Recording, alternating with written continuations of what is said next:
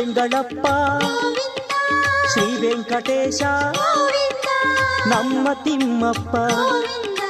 ಶ್ರೀ ಶ್ರೀನಿವಾಸ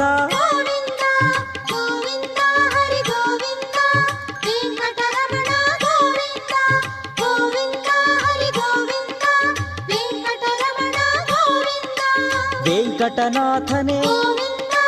ವೇದ ವೇದ್ಯನೇ ನಿತ್ಯವು ನೀನೇ